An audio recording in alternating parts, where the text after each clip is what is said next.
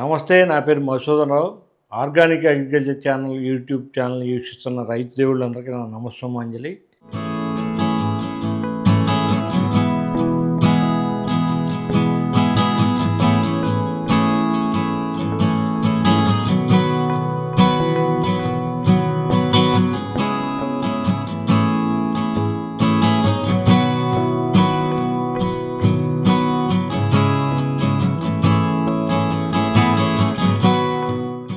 ఇప్పుడు మన టాపిక్ బత్తాయి స్వీట్ లైమ్. ఇది కూడా సిట్రస్ నిమ్మజాతి మొక్కే అవుతుంది. సేమ్ వీరి ప్లాంటేషన్ విధానము తర్వాత అన్ని రకాలు కూడా మనం నిమ్మలో మాట్లాడుకున్నట్టుగానే ఉంటాయి. కాకపోతే కొన్ని టిపికల్ ప్రాబ్లమ్స్ ఇందులో ఉంటాయి అన్నమాట.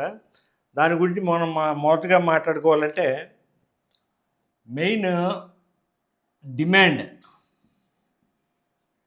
ఈ పంటకు డిమాండ్ ఎప్పుడు వస్తుందో చూసుకోవాలా. దాన్ని బట్టి మనం ఇక్కడ బహార్ ట్రీట్మెంట్ అనేది చేసుకోవాలన్నమాట. ఈ బహార్ ట్రీట్మెంట్ ఏంటంటే దాదాపుగా 40 రోజులు మొక్కకి నీటి తడులు ఇవ్వకుండా వాడిగట్టడం అని బహార్ ట్రీట్మెంట్ అంటారు. మనకి ఎప్పుడైతే పూతలు రావాలనుకుంటామో దానికి 40 రోజుల ముందు నుంచి నీటి తడులు ఆ పంటకు ఆపేయటం బహార్ ట్రీట్మెంట్ అంటారు. కానీ ఈ బహార్ ట్రీట్మెంట్ మనం చేసే పక్షంలో టైంలో కొంతమంది రైతులు ఏం చేస్తారంటే వాళ్ళకి తెలియక ఈ వేర్లని తవ్వుతూ ఉంటారు, పలుగులతోటి తవ్వుతూ ఉంటారు. నేను చాలా చోట్ల అబ్జర్వ్ చేశాను, తవ్వుతూ ఉంటారు. దీనివల్ల ఏంటంటే డిసీజెస్ అటాక్ ఎక్కువ ఉంటుంది. మొక్క త్వరగా దాని పంట కాలాన్ని కోల్పోద్ది. అంటే దాన్ని త్వరగానే ఆ మొక్క ముసలిది అయిపోద్ది. మళ్ళీ ఈ వేర్లు పెట్టుకోవాలి, ఇవన్నీ ఉంటాయి. కాబట్టి మీకు టెంపరీగా అయితే మీకు పంట రావచ్చు, కానీ పర్మనెంట్గా మాత్రం ఈ మొక్క దాని పంట కాలం తగ్గిపోద్ది. అంటే ఎక్కువ సంవత్సరాలుగా అది నిలబడి ఉండదు అనమాట. ఈ విధంగా బహార్ ట్రీట్మెంట్ చేసుకోవడం అనేది ముఖ్యం. బహార్ ట్రీట్మెంట్ ఎందుకు చేసుకోవాలంటే మనకి 3 సీజన్లు ఉంటాయి, 3 ఉంటాయి కాపులు ఇందులో.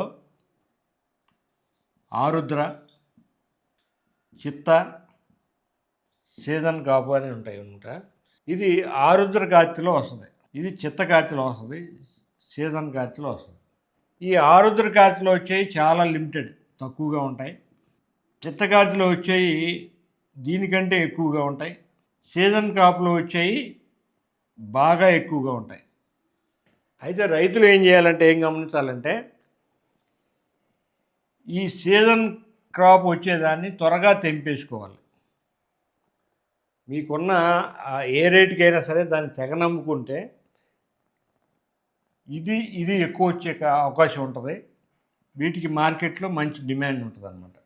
ఎందుకంటే ఆ టైంలో మనకు సమ్మర్ వస్తుంది. జనరల్గా ఇప్పుడు సీజన్ కాపు మనకు వచ్చేపాటికి ఆగస్ట్ నుంచి అక్టోబర్ ఆ టైంలో మనకు హార్వెస్ట్కి వస్తుంది. అది చాలా దాదాపుగా వర్షాలు పడిన తర్వాత చల్లబడిన కాలం అవుతుంది.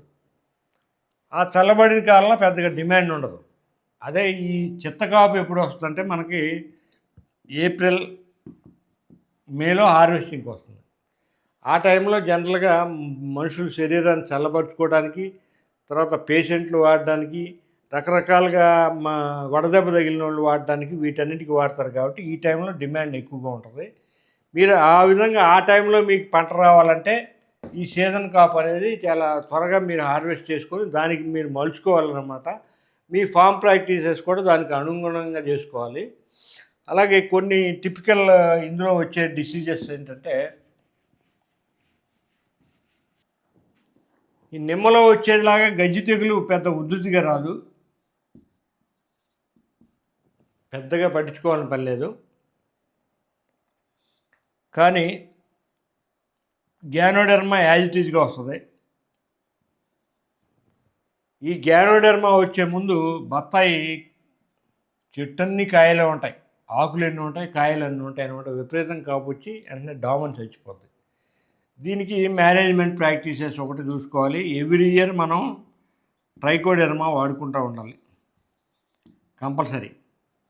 కానీ ఇప్పుడు మనం బయలాజికల్ కంట్రోల్ ఏజెంట్స్ కానీ బయోఫెర్టిలైజర్స్ కానీ వాడినప్పుడు ఏమవుతుందంటే, మనం నైట్రోజన్ ఏమాత్రం తగిలినా కానీ ఇవన్నీ పాడైపోతాయి, డిస్టర్బ్ అయిపోతాయి. నైట్రోజన్ని వాటి టాలరేట్ చేయలేవు. అందుకని మనం నైట్రోజన్ ఆపేసుకొని వీటిని వాడుకోవటం అనేది ఉత్తమమైన పని.